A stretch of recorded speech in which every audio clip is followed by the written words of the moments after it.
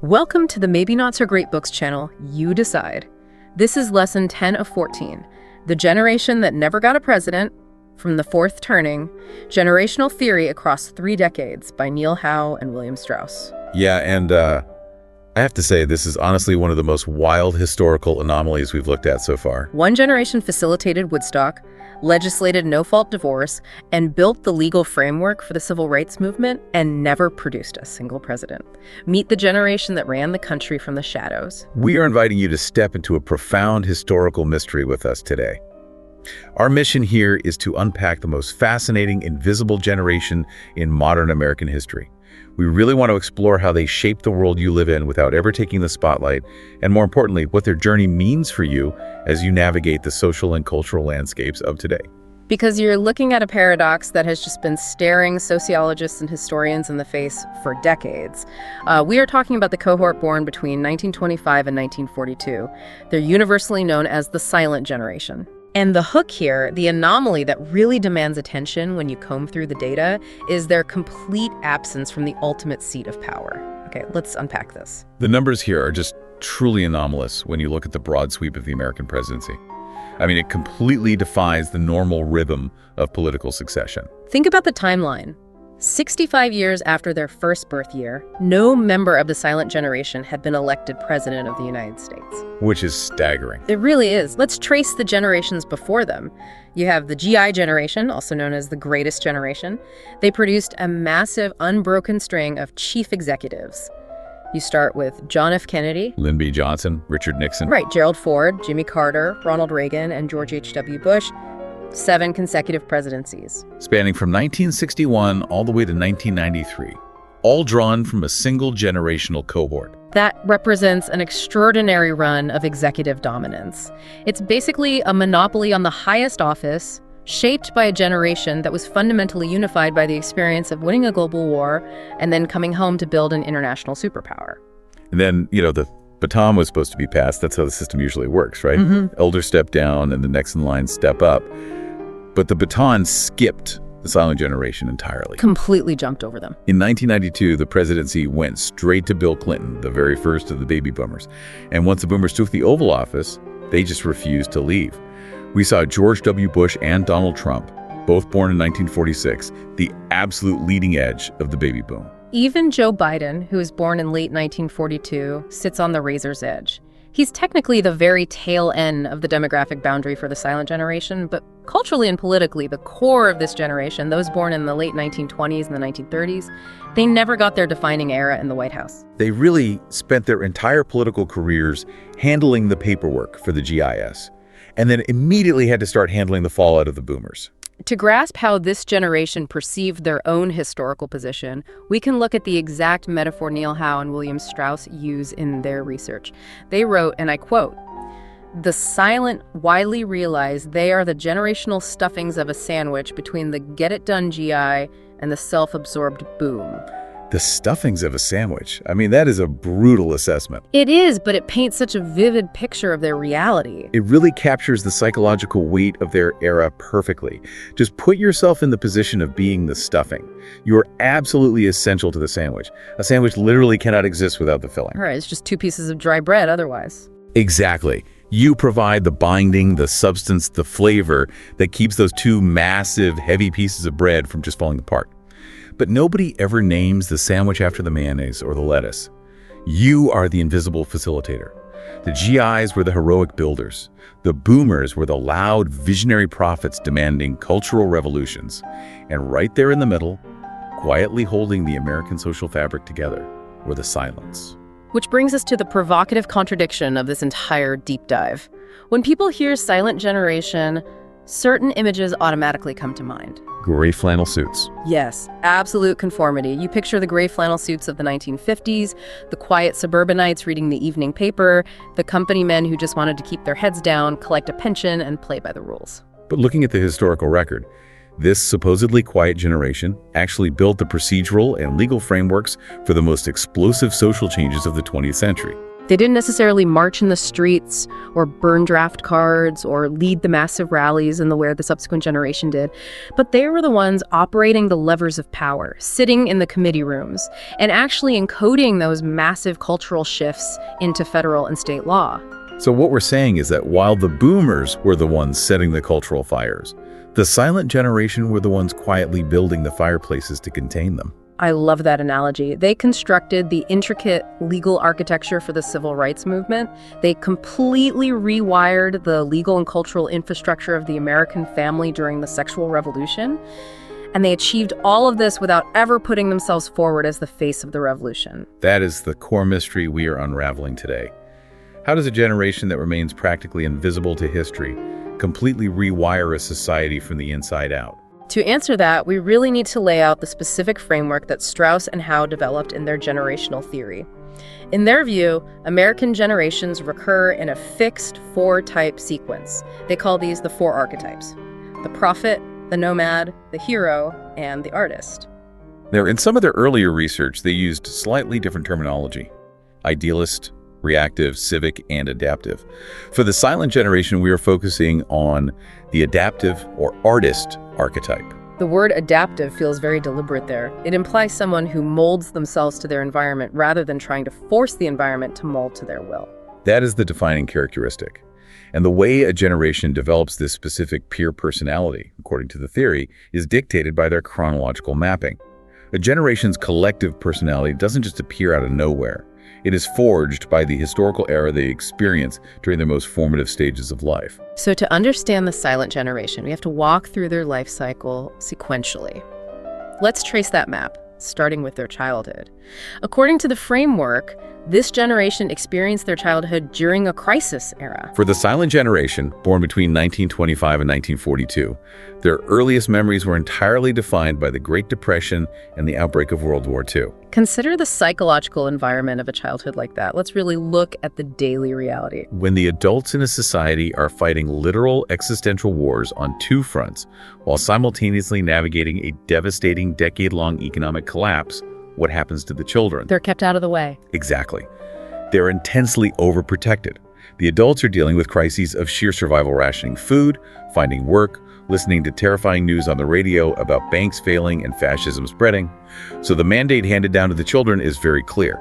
Be quiet, be good, be compliant, and whatever you do, do not add to the adult's burden. Imagine being 10 years old in 1935 or 8 years old in 1942. The world outside your front door is terrifying. You've got farms turning to dust. You are physically sheltered from the worst of the chaos by your parents, but you absorb all of their ambient anxiety. The lesson you internalize at a very young age is that the world is inherently dangerous, and the only way to stay safe is to follow the rules, keep a low profile, and avoid taking unnecessary risks. From that protective, anxious childhood, we move to their coming of age. They enter young adulthood doing what Strauss and Howe classify as a high. In this historical cycle, that corresponds to the post-World War II era of the late 1940s and the 1950s. This was an era characterized by immense institutional conformity, economic expansion, and a very rigid social consensus.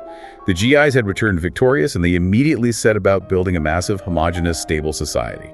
Wait, let's pause on the details of that 1950s high, because the sources mention things like the Treaty of Detroit and the era of the organization man.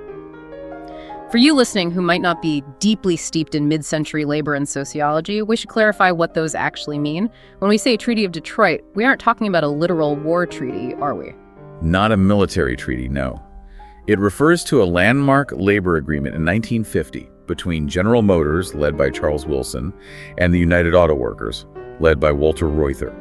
It was a massive 5-year contract that effectively traded labor peace, meaning no strikes for extensive corporate benefits. It guaranteed cost of living adjustments, health insurance, and pensions. Right. It essentially created the modern private welfare state in America. So, if you were a young person from the silent generation entering the workforce in 1950, you are stepping into a world where massive corporations are essentially offering to take care of you for life, provided you don't rock the boat. Precisely. And that ties directly into the organization man concept, which comes from William White's famous 1956 book. White studied the emerging suburban middle class and found a culture that actively penalized rugged individualism and rewarded pure conformity. Corporations were actually using personality tests designed to weed out overly creative or rebellious applicants, weren't they? They were. They were seeking the perfect, agreeable team player.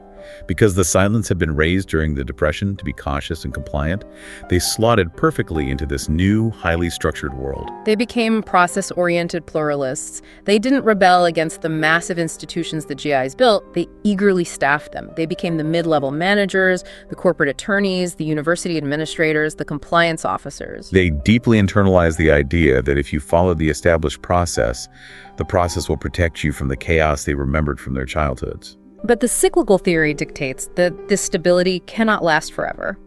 And so comes the twist in their life cycle. The silent generation hits midlife during an era Strauss and Howe call an awakening. This corresponds to the 1960s and 1970s, the consciousness revolution. This seems like the absolute critical inflection point for the adaptive archetype.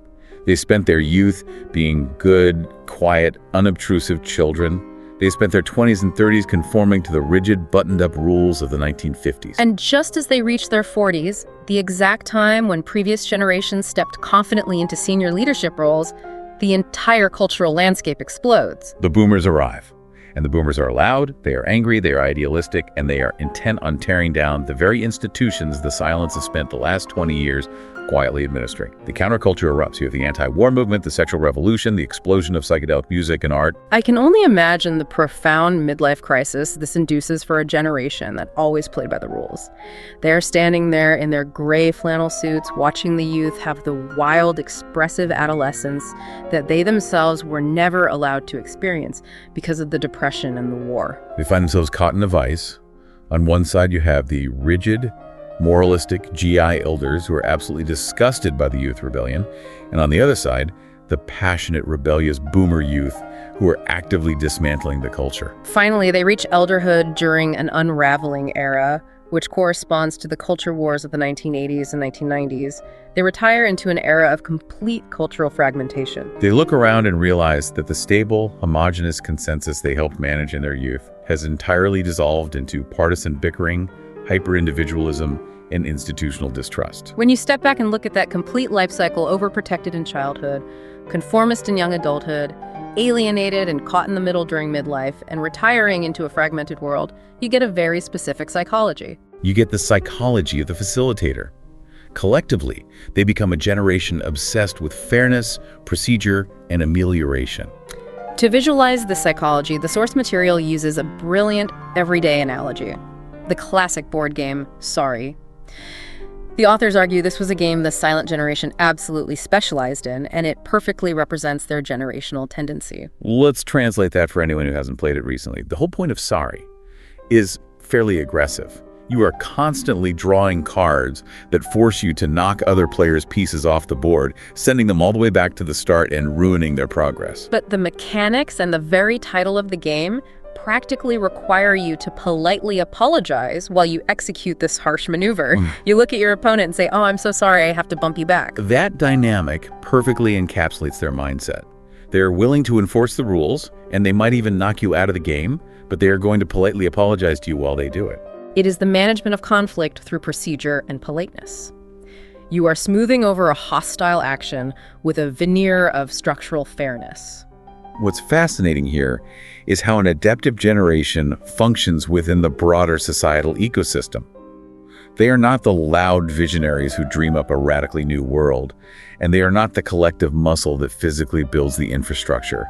They are the managers of logistics. Neil Howe and William Strauss captured this beautifully in the text. Let me quote the source directly, because this line is stunning and really grounds the whole theory. Where the GIs did great things and felt one with history, where boomers found ravishment within themselves, the silents have taken great things for granted. They manage everyone else's passions while fundamentally struggling to identify their own. When the GIs decided to build the interstate highway system, the silents wrote the municipal contracts. When the boomers wanted to protest the Vietnam War, the silents negotiated the parade permits with the city council. They act as the social lubrication that prevents the intense friction between the older prophets and the younger heroes from burning the entire system to the ground. A theoretical framework is only as good as the historical events that prove it. and the sources provide incredibly vivid examples that bring this invisible generation to life. Let's move from the abstract timeline to the real world. The physical monuments a generation builds, or the monuments built to honor them, often serve as their most honest self-portraits. For the silent generation, the ultimate architectural metaphor is the Korean War Veterans Memorial in Washington, D.C. I was actually there a few years ago, and if you haven't stood in front of it, the contrast with other monuments on the mall is eerie. Think about the GI generation's monument, the Iwo Jima Memorial representing World War II. What do you remember seeing when you look at that? You see giant, triumphant, hypermuscular heroes. They're working together in perfect, unified synchronization to raise a massive flag on Mount Suribachi. It is a monument to collective triumph, moral certainty, and overwhelming force. All the energy points upward to the sky and says, "We conquered this together." Now compare that to the Korean War Memorial, which commemorates a conflict fought primarily by the young men of the silent generation. First of all, it was built decades after the war actually ended, which is telling in itself. It was a delayed, almost reluctant recognition.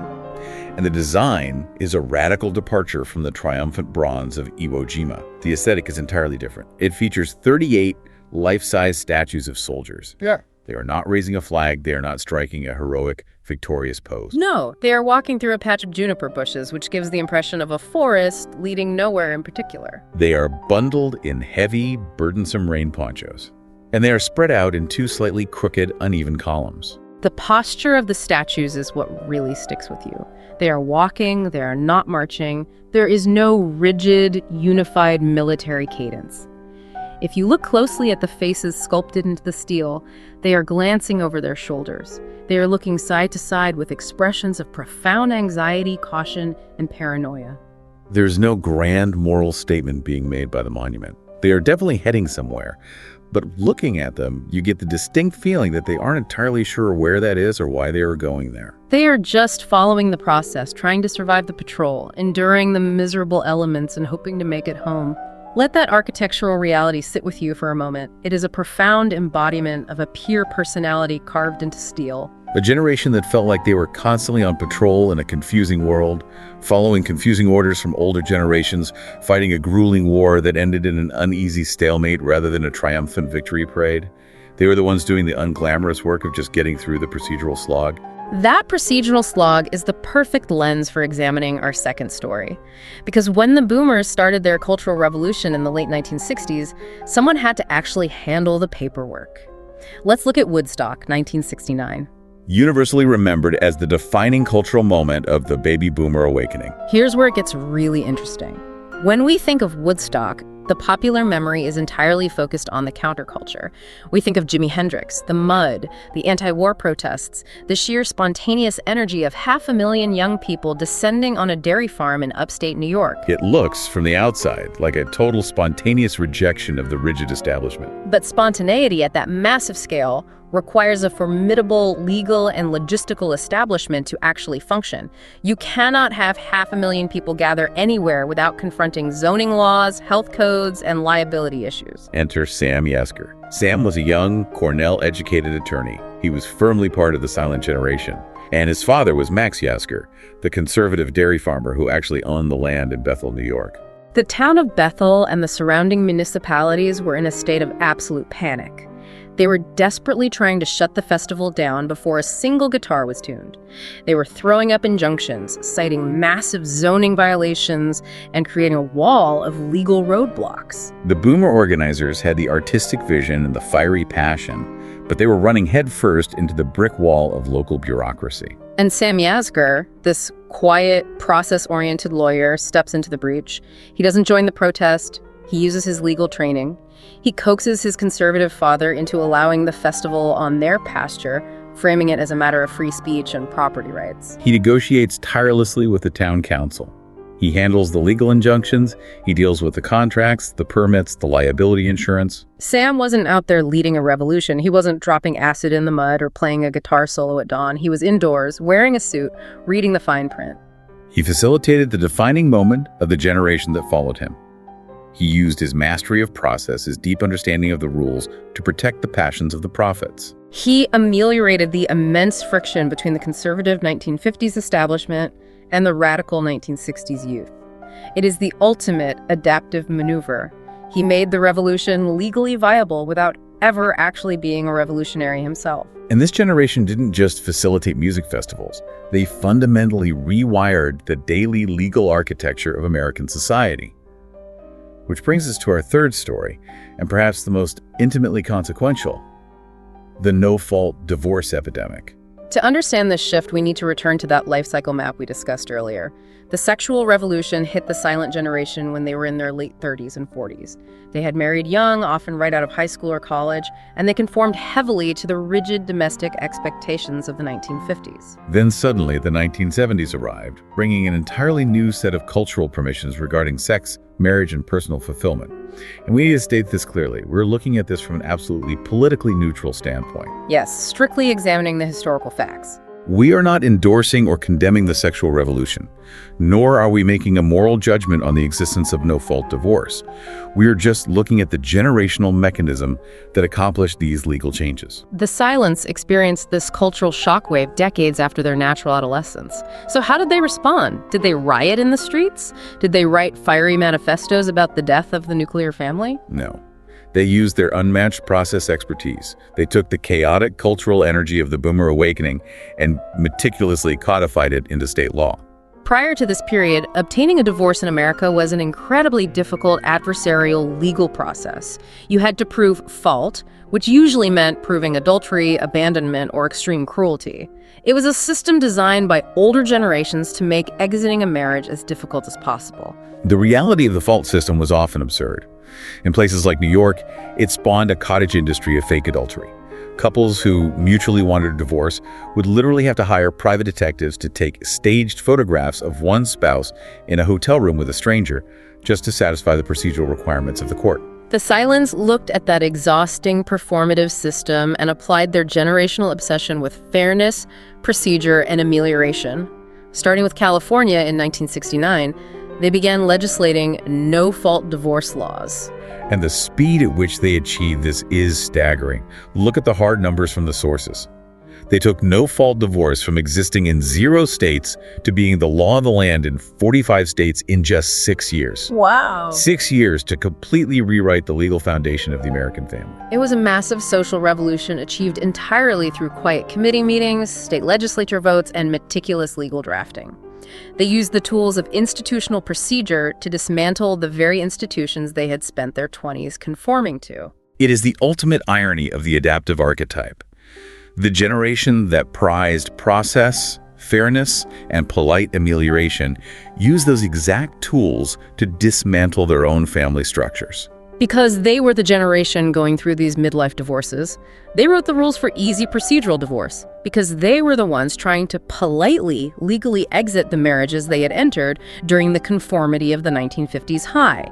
They managed their own profound midlife crisis through sheer bureaucratic efficiency. We see this exact same pattern of quiet bureaucratic revolution in our fourth story, which fulfills the promise we made at the start of the deep dive, the legal framework of the civil rights movement. When we think of civil rights, we think of the prophets. We think of Martin Luther King Jr., the massive marches, the soaring rhetoric, the moral clarity. But how do you translate a moral awakening in the streets into a federal statute that actually holds up in court? You need bureaucrats, you need lawyers, you need the silent generation. Think about the Department of Justice in the late 1950s and the 1960s. The Civil Rights Division was staffed largely by young, silent generation attorneys. People like John Doerr or Burke Marshall. They spent years quietly, relentlessly filing voter registration lawsuits in the Deep South, county by tedious county. And when it came time to draft the Civil Rights Act of 1964, they faced a massive constitutional hurdle. How do you force private businesses, hotels, restaurants, theaters to desegregate without the Supreme Court striking it down as federal overreach? The silent generation lawyers didn't rely on fiery moral arguments. They relied on brilliant, boring process. Yeah. They utilized the Commerce Clause of the Constitution. They argued that because a segregated lunch counter bought its meat from out of state, or because a motel served interstate travelers, it affected interstate commerce, and therefore Congress had the power to regulate it. It was a breathtakingly pragmatic procedural strategy. They built the legal fireplaces to contain the moral fire. If we synthesize all these stories, the hesitant soldiers of the Korean War Memorial, Sam Yasgur navigating zoning laws at Woodstock, the rapid state-by-state legislation of no-fault divorce, and the Commerce Clause strategy of the Civil Rights Act, a very clear picture emerges. The silent generation changed the world not by shouting the loudest, but by quietly, methodically holding the pen that wrote the rules. Right. So, what does this all mean? Why does a deep dive into a generation born in the 1920s and 30s matter to you today, in the year 2026? Because history, according to the Strauss-Howe theory, doesn't just move forward in a straight, progressive line. It moves in cycles. It repeats. And right now, the generation stepping into young adulthood is occupying the exact same position on the cycle that the silent generation did. We're talking about Generation Z, or as Strauss and Howe termed them in their later work, the Homelanders. According to the cyclical framework, Gen Z is the current iteration of the adaptive or artist archetype. They are the generational equivalent of the silent generation, arriving roughly 80 years later. Let's draw the comparisons extensively, because the shared traits are almost eerie when you map them out side by side. First, look at their birth era. Just like the silent generation was born during the crisis of the Great Depression and World War II, Gen Z was born during and immediately after the crisis of the 2008 global financial crash. And they came of age during the unprecedented disruption of the COVID-19 pandemic. They were born into a world defined by systemic, economic, and institutional instability. And how does a society naturally respond to children born during a period of intense crisis? We discussed this earlier with the 1930s. Intense overprotection. While the Gen X nomads were the famous latchkey kids left to roam the neighborhoods until the streetlights came on, Gen Z has been raised under a regime of almost unprecedented adult supervision. We're talking about the era of helicopter parenting put on digital steroids. We're talking about pervasive digital surveillance, tracking apps like Life360, peanut-free zones in schools, and the psychological trauma of active shooter drills from kindergarten onward. The fundamental message they receive from society is the exact same message the silence received in the 1930s. The world is incredibly dangerous, the adults are terrified and losing control, so you need to be careful, conform to the safety protocols, and do not take unnecessary risks. This overprotected upbringing during a crisis era yields measurable psychological results. The sources point to specific psychological data to illustrate this parallel, focusing particularly on recent updates to the famous Stanford marshmallow test. I love the marshmallow test. For anyone who hasn't taken a Psych 101 class recently, the original test was conducted in the late 1960s by a psychologist named Walter Mischel. You put a marshmallow on a plate in front of a young child. You tell them that the researcher has to leave the room for 15 minutes. If the child doesn't eat the marshmallow while the researcher is gone, they get 2 marshmallows when the researcher returns. It's a classic agonizing study in delayed gratification. I know for a fact if you put a marshmallow in front of me at age 5, it would have been gone before the door closed. Most people assume that with the rise of smartphones, TikTok, and instant digital gratification, today's kids would perform terribly on this test. But what the recent replications of this study show is quite revealing and totally counterintuitive. Today's Gen Z children are actually performing better at self-controlled tasks, on average, than previous generations did at the exact same age. They are exhibiting significantly higher levels of behavioral regulation. They are better at waiting. They are more cautious. They are far more likely to suppress an immediate impulsive desire in order to secure a safer, guaranteed outcome later. The source material provides a brilliant observation regarding this Gen Z psychology, noting that for this generation, life is about controlling emotions to keep others happy. That quote perfectly encapsulates the essence of the adaptive archetype. It is the psychology of the facilitator, the ameliorator, the one who smooths over the tension, suppresses their own immediate desires, and avoids rocking the boat because the external environment already feels far too chaotic to add any more disruption. I want you to consider the future speculation this parallel invites. Whether you are currently managing a team of Gen Z employees, raising Gen Z children, or if you are Gen Z yourself. Will Gen Z follow the exact same bridge generation trajectory as the silence? Will they become the quiet, risk-averse, conformist facilitators of the 21st century, the ones who end up in the HR departments, the compliance offices, and the legal teams, managing the massive cultural and economic chaos left behind by the millennials and whatever intense profit generation follows them? Will they spend their entire careers as the administrative glue, writing the software code, drafting the complex compliance rules, and facilitating the passions of louder, more demanding generations? And here's an even heavier question. If the cycle holds true, Will Gen Z face a massive midlife crisis of identity in the 2040s and 2050s, just like the silent generation did with the divorce epidemic in the 1970s? When you spend your entire youth repressing your own passions to manage everyone else's anxiety, that immense psychological pressure eventually has to find a release valve. Feeling the weight of this repeating pattern forces us to look at the youngest adults entering our workforce not as unprecedented screen-addicted anomalies, but as a historical recurrence. It completely changes how we interpret their caution, their high rates of anxiety, and their deep desire for structural fairness and clear rules. That is an incredibly compelling narrative. It feels like all the puzzle pieces snap perfectly into place, but, and this is a massive flashing neon, but we have to pump the brakes here. Yes, we do. As elegant as this cyclical narrative is, it has a serious limitation. Every grand sweeping theory has a blind spot, an edge case where the narrative breaks down against hard reality. And it is our job in this deep dive to deliver the rigorous academic pushback to the Strauss-Howe theory. The primary critique from the sociological community revolves around the difference between hindsight bias and predictive validity. The portrait of the silent generation that we just spent time exploring is a brilliant, highly evocative piece of retrospective social history. It works beautifully because it was written in the rearview mirror. The authors had the immense benefit of looking back at the complete, finished life cycle data of the silent generation, their childhoods in the 30s, their careers in the 50s, their midlife crises in the 70s, and weaving all those disparate data points into a cohesive, satisfying narrative. It's very easy to draw a bullseye after the arrow has already hit the wall. But using that retrospective narrative to confidently predict Gen Z's future, to declare that they will inevitably act exactly like the silence because of an 80-year cycle, is where the theory begins to severely fracture. We need to bring in the heavy artillery from the deep demographic research here. The academic rejection of generational labeling isn't just a fringe opinion held by a few grumpy professors. It is the overwhelming consensus of the modern scientific community.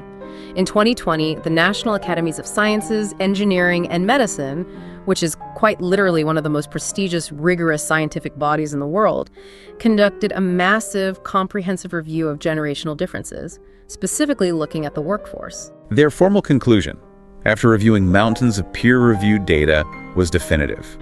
They stated that categorizing people with generational labels like Boomer or Gen Z is not supported by research. They found that the variations within any given generation are vastly larger and more significant than the variations between generations. And the pushback didn't stop with that one report. In 2021, an open letter drafted by Philip N. Cohen, a prominent sociologist at the University of Maryland, was signed by approximately 150 demographers and social scientists. They essentially staged an academic intervention. They urged the Pew Research Center, the gold standard for polling and demographic data, to entirely abandon the use of these generational labels. And in 2023, Pew actually listened. The premier demographic research organization in America largely stopped framing their data around these artificial 20-year boundaries. Why did a giant like Pew abandon such popular terminology? Because of a foundational error in statistical logic known as the ecological fallacy.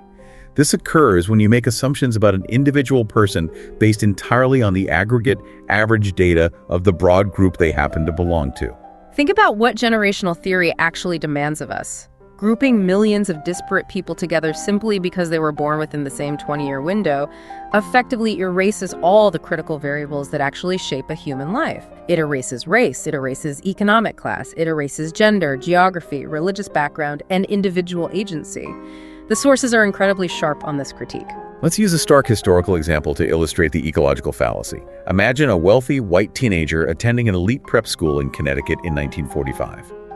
Now imagine a black teenager living under the brutal, violent oppression of Jim Crow laws in Mississippi in that exact same year. Generational theory tells us that they are both part of the silent generation.